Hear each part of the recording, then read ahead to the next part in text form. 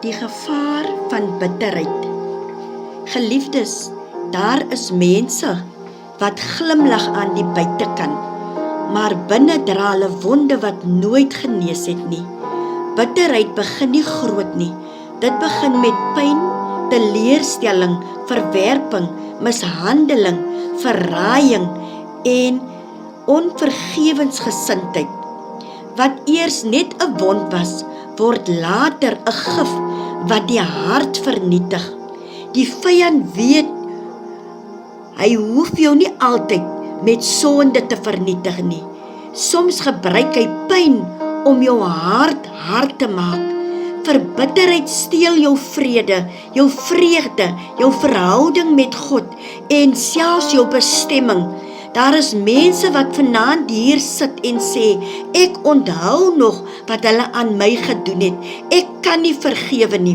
Ek is moeg om seer te kry, maar die Here stuur my vandag om vir iemand te sê, jy kan nie genees word terwyl jy aan bitterheid vashou nie. Hebreërs 12 vers 15 sê, pas op dat niemand in die genade van God veragter nie, en dat geen wortel van bitterheid opskiet en onrus veroorsaak nie, waardeur baie besoedel word nie. Die Bybel noem bitterheid 'n wortel. 'n Wortel werk onder die grond.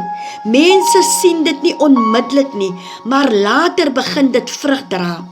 Dit dra woede, dit dra haat, negativiteit, koue liefde, onvergifnis, geestelike droogte. Verbitterheid vergiftig die hart. Wanneer jy bitter raak, begin jou hart verander. Spreuke 4 vers 23 sê, bewaar jou hart meer as alles wat bewaar moet word. Die hart is die instrument van jou lewe. Wat in jou hart is, sal uit jou mond uitkom. Verbitterde mense vertrou niemand nie. Hulle word maklik kwaad. Hulle kan nie liefde ontvang nie. Hulle is altyd negatief. Hulle is altyd koud. Verbitterheid maak dat jy mense straf vir wat ander mense aan jou gedoen het. Verbitterheid maak jou blind vir God se goedheid. Israel het bitter geraak in die woestyn. Hulle het gekla, hulle het gemurmureer, hulle het God bevraagteken. Selfs toe God wonderwerke doen, kon hulle dit nie sien nie, omdat bitterheid hulle visie versper het. Daar is mense wat so vasgevang is in vorige seer, dat hulle nie God se nuwe seisoen kan sien nie. Die Here sê, hou op, kyk na wat jou seer gemaak het, en kyk na wat ek nog vir jou gaan doen. Onvergifnis gee die vyand 'n deur. Wanneer jy nie vergewe nie, gee jy Satan toegang tot jou emosies. Efesiërs 4 vers 31 tot 32 sê, alle bitterheid en woede en toorn moet van julle verwyder word. Wees vriendelik en vergewe mekaar. Vergifnis beteken nie wat hulle aan jou gedoen het was reg nie. Vergifnis beteken ek gee die pyn vir God. Jesus het selfs aan die kruis gesê, Vader, vergewe hulle. As Jesus kon vergewe met spykers in sy hande, dan kan God jou ook help om te vergewe. Verbitterheid hou jou vas in die verlede. Baie mense leef fisies in 2026, maar emosioneel nog in ou wonde. Jy kan nie vorentoe beweeg terwyl jy aan jou ou pyn vasklou nie. God wil jou vandag bevry van jou ou verhoudings, jou ou familieseer, ou kerkseer, ou verraad, ou teleurstellings, selfhaat. Die Here sê, laat dit gaan, want ek het nog 'n toekoms vir jou. God kan bitterheid soet maak. Toe Israel by Mara kom, was die water bitter, maar God wys vir Moses 'n stuk hout. En toe die hout in die water gaan, toe word die water soet. Daardie hout verteenwoordig die kruis van Jesus. Wat beteken dit? Die kruis kan jou bitter lewe weer genees.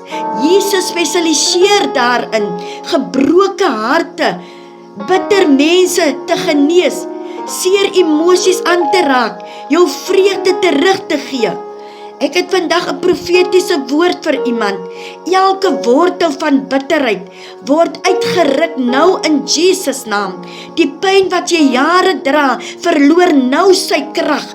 God genees nou jou hart. Jy sal weer lief hê. Jy sal weer vertrou. Jy sal weer lag. Jy sal nie sterf in bitterheid nie. Die Here herstel jou vrede. Ek sien in die gees mense wat lank swaar gedra het, maar God sê, jou seisoen van genesing het begin. Jy maak jouself stikkend, terwyl die ander persoon dalk aangaan met hulle lewe. Die Here sê, maak jou hande oop en laat die pyn gaan. Miskien sê jy vandag, pastoor, ek is seer gemaak, ek het bitter geraak, ek dra nog pyn. Jesus wag nie vir perfekte mense nie, hy wag vir eerlike harte. Kom vandag na Jesus toe, gee hom jou trane, gee hom jou pyn, gee hom jou teleurstelling, gee hom jou bitterheid. Hy wil jou vandag genees. Ek wil hê iemand moet saam met my bid vandag. Here Jesus, ek gee vandag my seer vir U. Ek vergewe die mense wat my seer gemaak het. Verwyder alle bitterheid uit my hart uit. Maak my weer heel. Vul my met liefde, vrede en vreugde. Ek kies om vry te wees in Jesus se naam. Geliefdes, moenie toelaat dat bitterheid jou bestemming steel nie. Wat met jou gebeur het, bepaal nie jou einde nie. God het nog 'n plan vir jou lewe. Jy mag dalk seer gekry het, maar jy gaan nie bitter eindig nie. Jy gaan sterker uitkom. Jy gaan wyser ander kant uitkom, gesonder uitkom, meer gesalf ander kant uitkom. Die Here sê, ek genees jou hart en ek herstel jou vreugde. Ek wil vandag bid, Vader, in die naam van Jesus, bring ek elke gebroke hart voor U. Elke persoon wat worstel met bitterheid, pyn en onvergifnis, raak hulle nou aan. Breek elke ketting van emosionele pyn, genees wonde van verlede, herstel families, herstel hulle harte, herstel hulle vreugde.